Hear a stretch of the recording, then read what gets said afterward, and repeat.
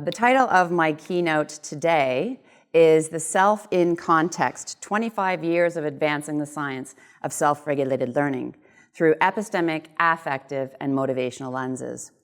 Now, whenever I give a talk, I like to give a story to make it more memorable. So the story that I'm going to be giving you today is how I became interested in self-regulated learning.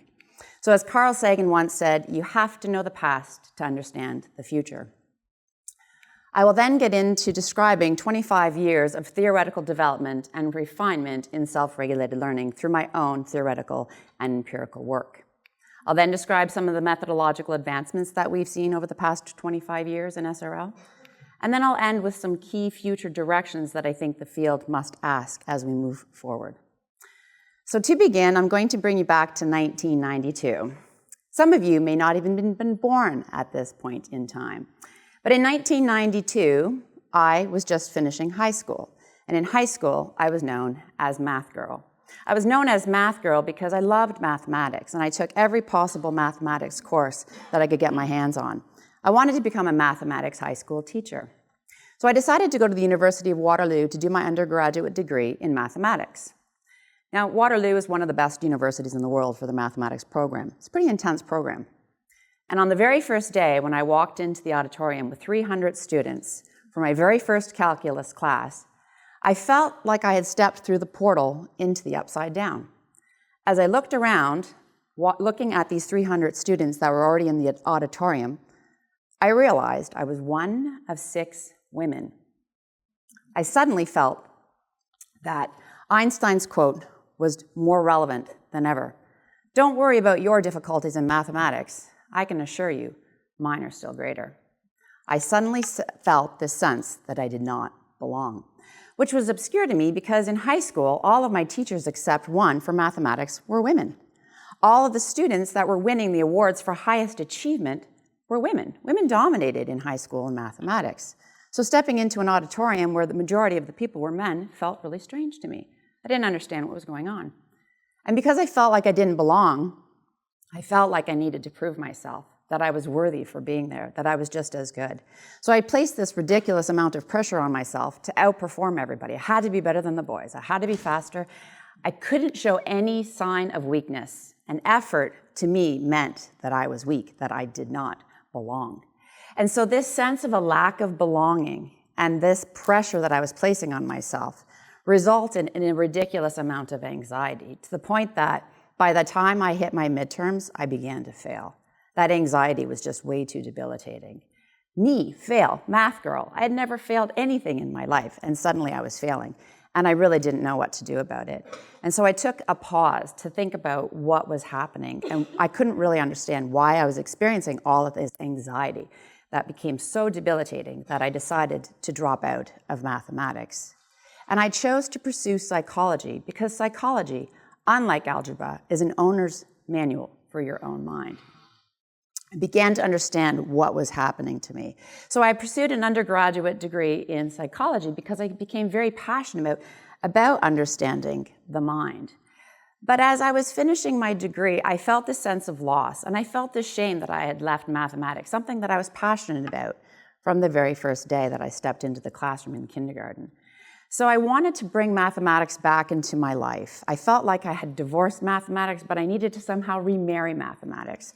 So I looked into different graduate programs, and lo and behold, I discovered there is, in fact, a program called mathematical psychology. So I decided to pursue that. That was the marriage, bringing mathematics together with psychology so that I could feel whole again.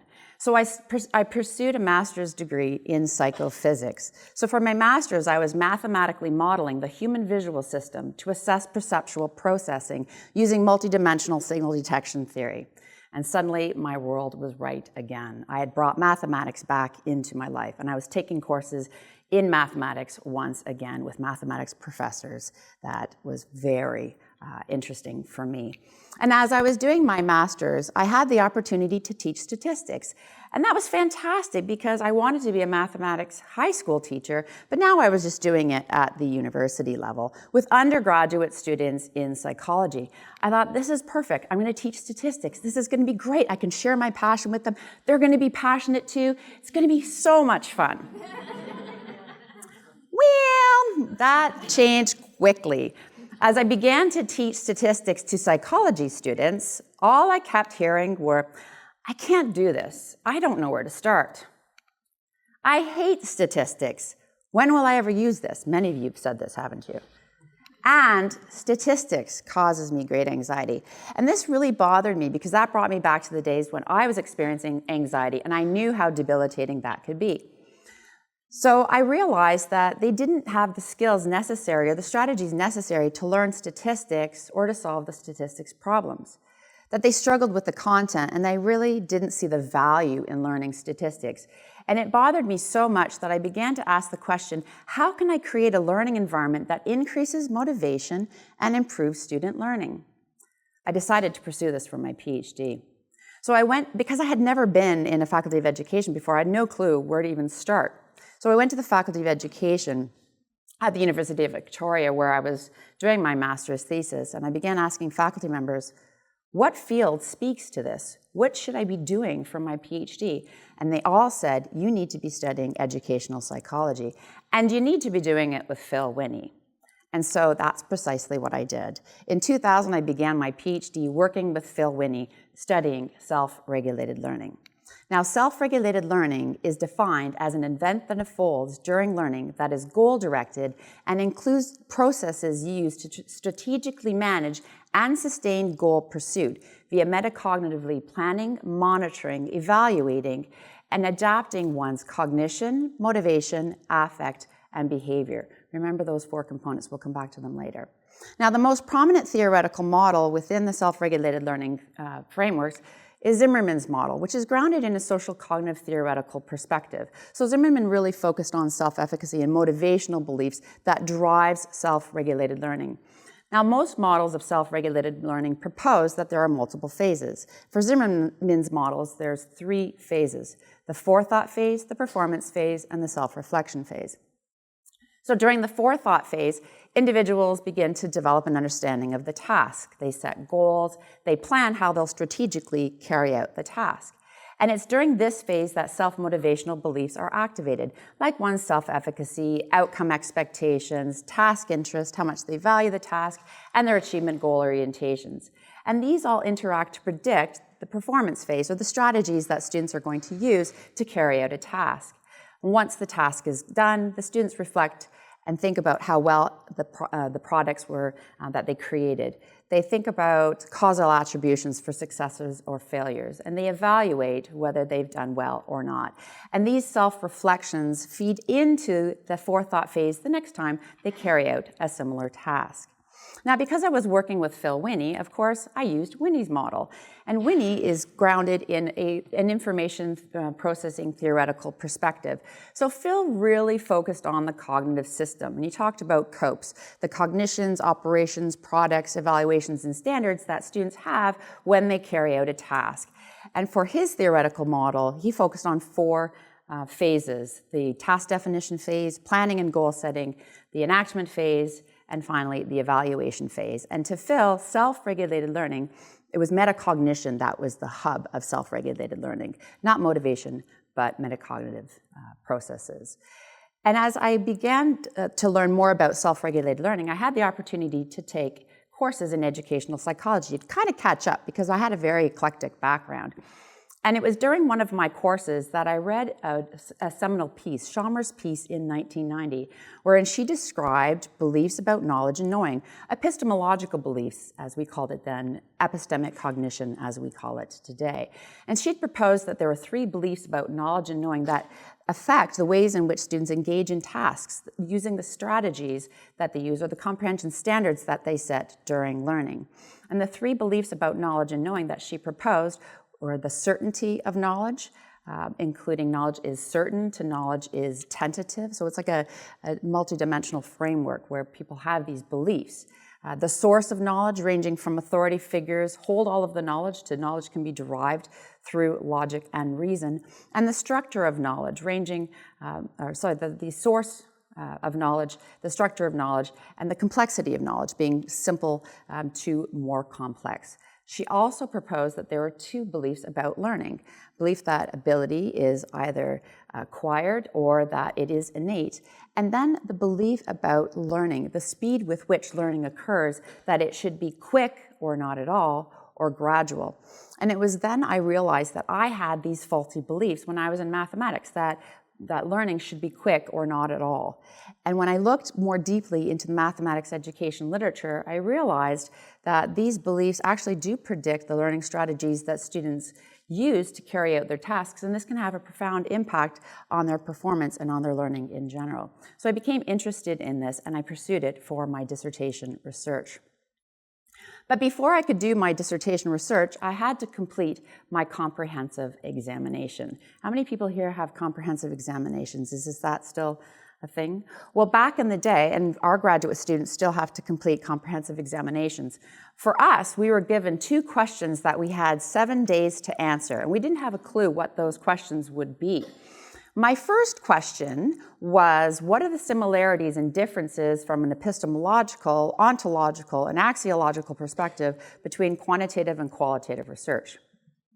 The second was, what is the role of epistemic beliefs in self-regulated learning?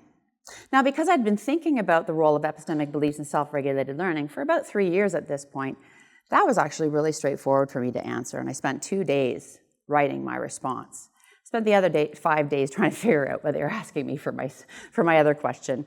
But once I had developed my theoretical framework, what I had done was I had taken Winnie's model and I created a mini Winnie model, my own theoretical model that I simplified, but I incorporated within my model the role of epistemic beliefs in self-regulated learning, which I had hypothesized that during the task definition phase of self-regulated learning, these epistemic beliefs are activated. And once they're activated, they then predict the goal standards that students set for learning. These could be comprehension standards, they could be epistemic aims that students set for a variety of different aspects when learning in that particular context. These goal standards then predict the kinds of tactics and strategies that students set to carry out the task, which then, of course, will reflect in the products that students create during learning, which has an impact on achievement. Once I was finished writing my response, I decided I should actually publish this. It's a theoretical model. Where should I publish it? Well, we should publish it in Educational Psychologist. So then I began to think about how I could write this for Educational Psychologists. And luckily, Gail Sinatra, who is in the audience today, happened to be the editor for Educational Psychologist while I had started at the University of Waterloo when I began my career. So she helped me critically, guided me to publish this in Educational Psychologist. And as I was finishing writing this article and it was going in press, I decided to acknowledge my committee members. And I thanked them for asking me the question, what is the role of epistemic beliefs in self-regulated learning? And I was being a little facetious, but I said, my answer is published. Does that count as a pass? Well, of course it did. I then spent the next 10 years empirically evaluating my theoretical model. And what I found was typically when individuals espouse less constructivist epistemic beliefs, that knowledge is simple, certain authority figures hold all of the knowledge, and that knowledge claims should be accepted as true, typically predicted lower or shallow processing strategies like maintenance rehearsal, which would result in lower achievement outcomes. In contrast, individuals who espouse more constructivist epistemic beliefs, like knowledge is complex, tentative, personally constructed, and should be critically evaluated, would use deeper processing strategies like elaboration, critical thinking, and metacognitive monitoring, which had implications for higher learning achievement outcomes.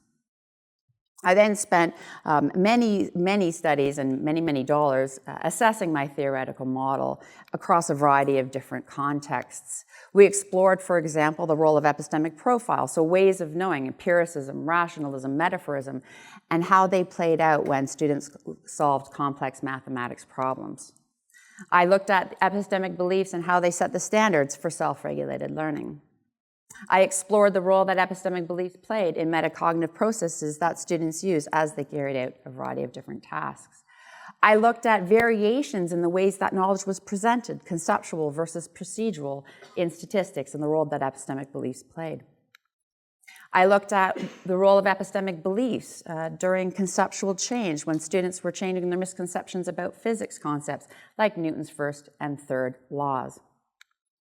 I also looked at the role of epistemic beliefs in self-regulated learning, again, when presenting different knowledge presentations like conceptual and procedural knowledge in physics. And time again, I found patterns that epistemic beliefs were really important during self-regulated learning. Now, one of the key messages that I had learned from Phil Winnie is that self-regulated learning is an event that unfolds during learning. So we can't give students self-reports after they've completed a task and ask them what they've done. Doesn't make sense. We need to be capturing it as it occurs in real time.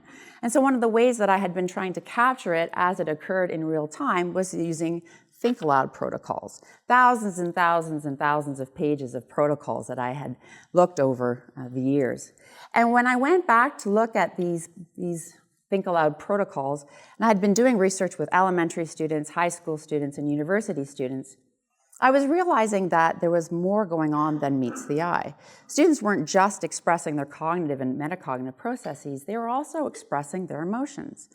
And I began to look at the patterns of what was happening when these emotions were expressed, especially with elementary students. It seemed to me there were key antecedents to those emotions before they expressed them, and there were key consequences after they expressed them. So I decided I needed to look at the role of emotions in self-regulated learning. And that's when I turned to Peckrum's control value theory of achievement emotions. Now, within his theoretical framework, he hypothesized that the environment, like the task demands, the quality of instruction, and the goal structures in the classroom, will predict two key antecedents to the emotions that students experience during learning. These two key antecedents, of course, are control and value. Control refers to expectancies and attributions, whereas value focuses both on intrinsic and extrinsic value. So how important the task is, how useful it will be. These two key antecedents, control and value, interact to predict the achievement emotions that students experience during learning, including activity emotions, the emotions they experience as they engage in an activity, as well as the outcome emotions, both prospective emotions that they think they're going to experience, and then emotions that they experience after the task is complete, like relief. Now, these achievement emotions predict learning and achievement through various resources, like the cognitive resources that students have during learning, the learning strategies that they use, and self-regulated learning. So, for example, for cognitive resources, if a student has high anxiety, that depletes cognitive resources. They can't use more deep processing strategies like elaboration or critical thinking. But when I was looking at Peckrum's model, he really didn't elaborate how emotions affect self-regulated learning. So I really wanted to pursue this. So I reached out to Peckrum and I said, we need to do some theoretical integration together. So if you recall from my theoretical model, during the task definition phase, epistemic beliefs are activated. They then predict the standards that students set for learning, which then predicts the learning strategies students use to carry out a task. And within Peckrum's theoretical framework, the task demands predict the appraisals that students have for control and value, which then interact to predict the emotions that they experience during learning, which predict the learning strategies students use to carry out a task. And at the time, Peckrum had introduced this new notion of epistemic emotions. And that's where I saw the key integration, that epistemic beliefs could potentially serve as an antecedent to the epistemic emotions that students experience during learning. So what are epistemic emotions? Well, epistemic emotions are defined as emotions that arise out of information-oriented appraisals about whether incoming information aligns or contrasts with existing beliefs, existing knowledge structures, or recently processed information. So for example, individuals may experience joy when information is consistent with or verifies their prior knowledge or their epistemic beliefs. They may experience anxiety, anger, or frustration when the information presented is inconsistent with their prior knowledge or includes epistemic views like knowledge is uncertain that are counter to their epistemic beliefs, that knowledge is certain. Individuals may also experience surprise, curiosity, and confusion when incoming information is inconsistent with prior knowledge, epistemic beliefs, or recently processed information. So we developed what we called the cognitive incongruity model, and we developed it with Gail Sinatra as well. And what we hypothesized is that people that have less constructivist epistemic beliefs, when presented with complex, contradictory information, will experience cognitive incongruity. And this cognitive incongruity will result in, first, surprise, because they're not expecting this information, followed by confusion and potentially anxiety and frustration. In contrast, individuals with more constructivist epistemic beliefs, when presented with complex, contradictory information, will experience cognitive congruity, and they'll experience more enjoyment and curiosity. These emotions then predict the learning strategies, either deep processing strategies when you're experiencing enjoyment and curiosity, or shallow processing strategies when you're experiencing things like anxiety or frustration. But confusion's an interesting, complex emotion, because when you're confused, typically what we see is that individuals engage in metacognitive monitoring to figure out what is confusing them. And these processing strategies, deep versus shallow, have implications for learning outcomes. And indeed, we found support for our cognitive incongruity model. What we had done is we conducted a study in Canada, Germany, and the United States, whereby we showed students 4 texts, 2 that were contradictory about the causes of climate change, and 2 that were contradictory about the consequences of climate change. And we found support for our theoretical model. We then went on for the next few years to evaluate this cognitive incongruity model. We conducted research with elementary students solving complex mathematics problem solving. We looked at achievement goals and the way that they perhaps mediate relations between epistemic beliefs, epistemic emotions, and self-regulated learning. We also incorporated control and value as antecedents to emotions as well.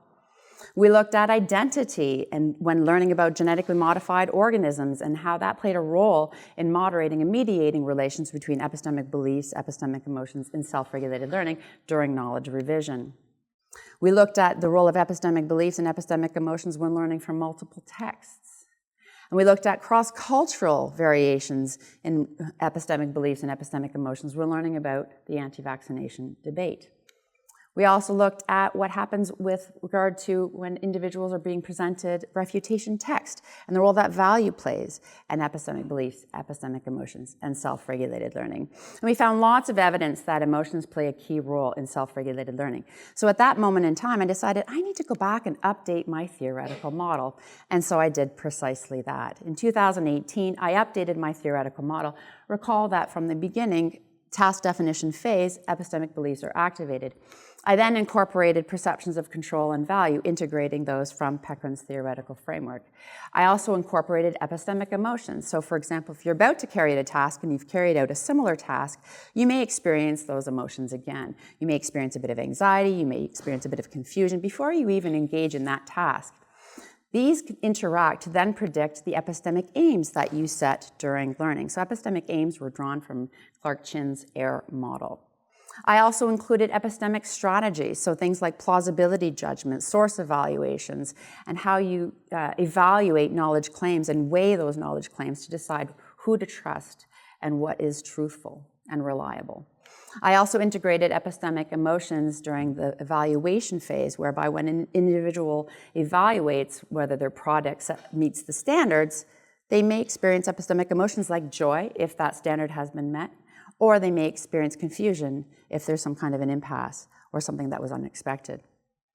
So within my theoretical model, not only did I incorporate cognition, but I also included emotions and the role that emotion regulation plays in self-regulated learning, as well as motivation and the role that motivation regulation plays in self-regulated learning.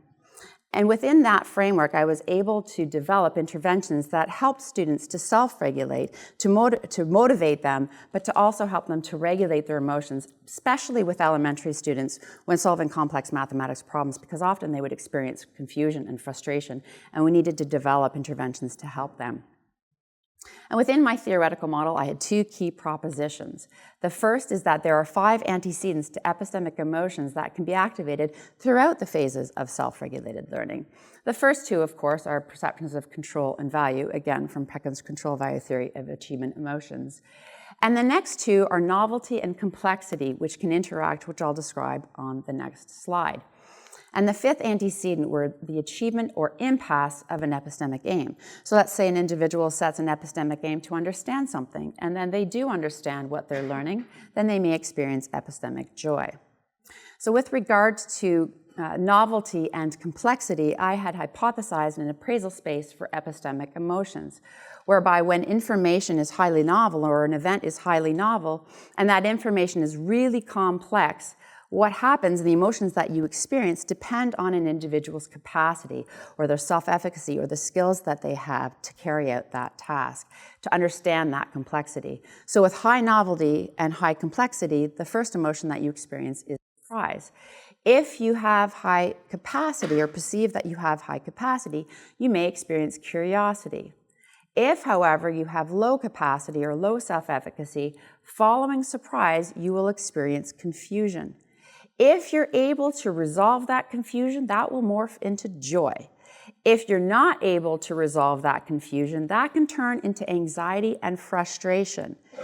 And then if that confusion continues, you'll have disengagement. And that's what we found precisely was occurring with elementary students when solving complex mathematics problems solving. And so that's why it was important to develop those interventions to support those students. The second key proposition was that there are 5 consequences to epistemic emotions during self-regulated learning that can facilitate or constrain it. The first is that when epistemic emotions arise, this can result in revisions to planning and goal setting.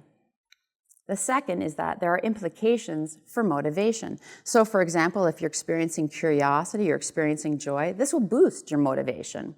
This has implications for cognitive and metacognitive strategies that students use during learning. So for example, as I mentioned before, if an individual experiences confusion, they might monitor what caused that confusion to try to resolve that confusion, to keep moving forward to complete the task. This has implications for learning outcomes as well, depending on the kinds of learning strategies, metacognitive strategies students use to carry out the task. And finally, epistemic emotions have implications for revisions to perceptions of control, value, and epistemic beliefs. For example, if an individual believes that knowledge is certain and they're being presented with information that it really is tentative, that what is true today may not be true tomorrow, they may ignore that information at first. Then when it's a continuous presentation of that information, they may begin to feel anxiety, perhaps frustration about that cognitive incongruity between their epistemic beliefs and the information that's being presented to them. Eventually, they may actually begin to process the information and experience epistemic doubt. And it's that epistemic doubt that leads to epistemic change.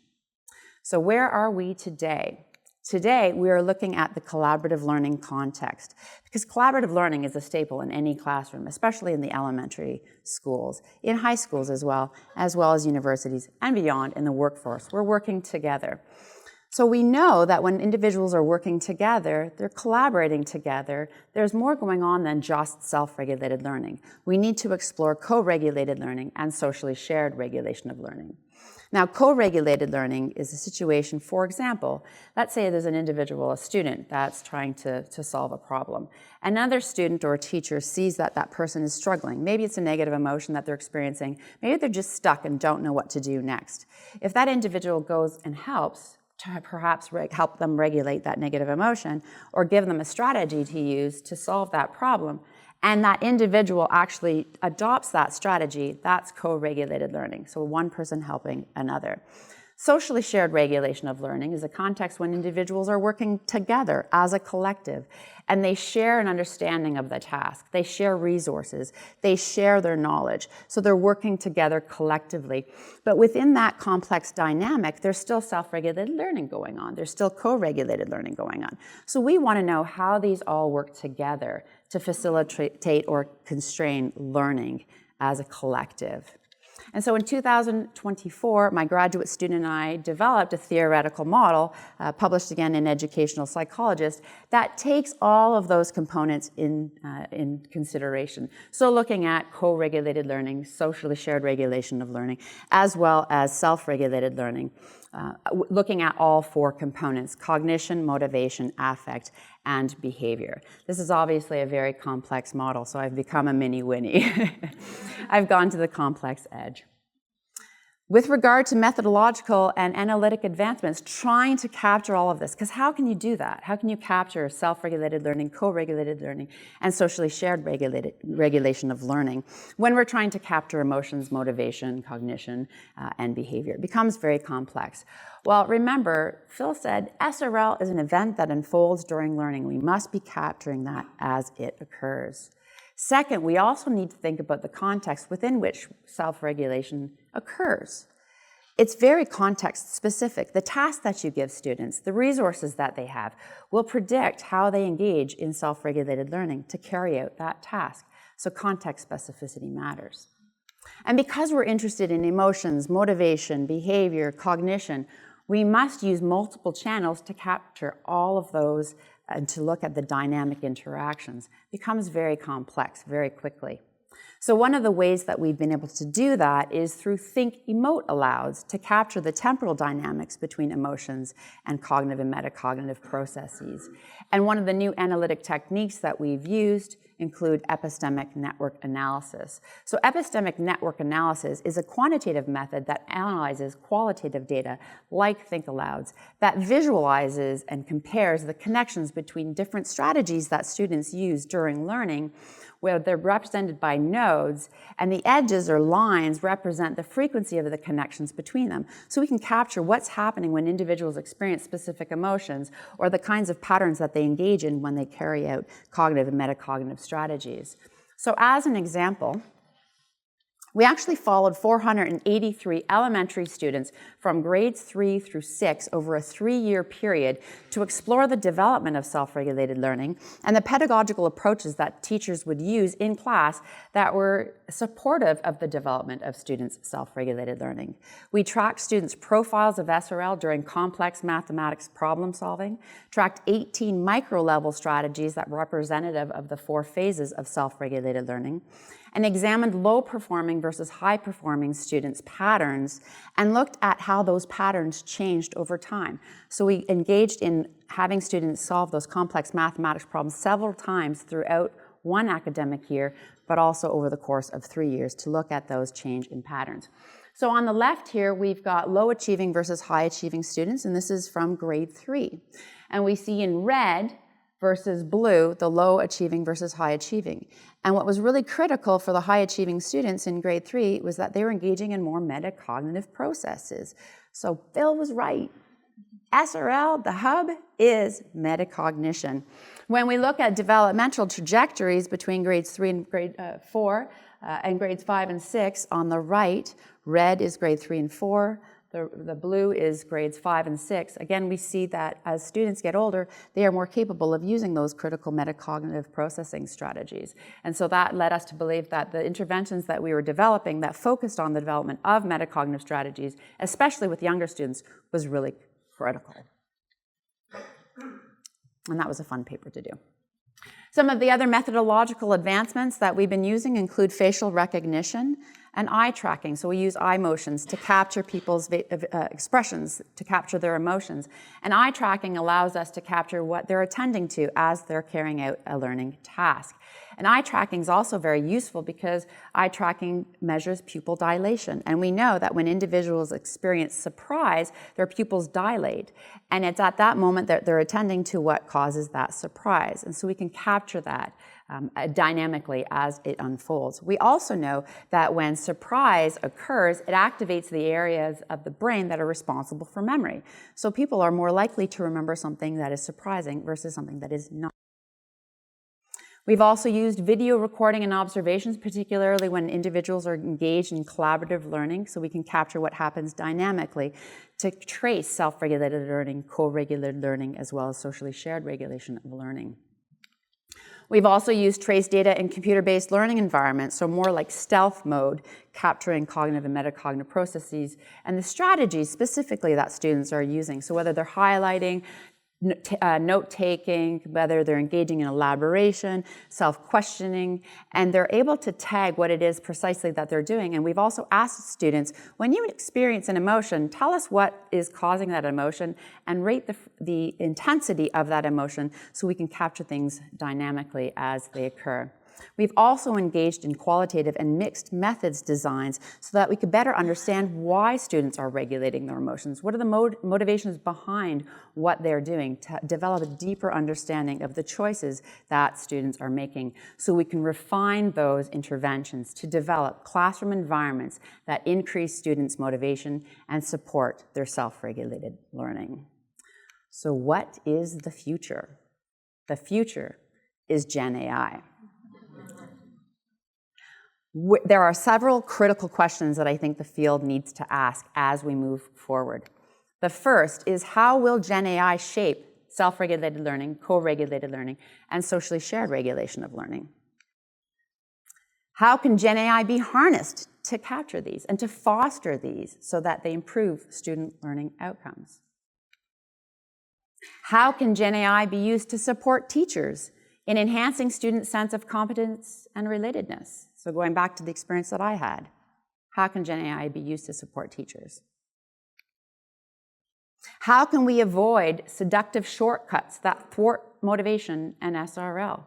We know students are using ChatGPT. They're getting lazy. How can we avoid that?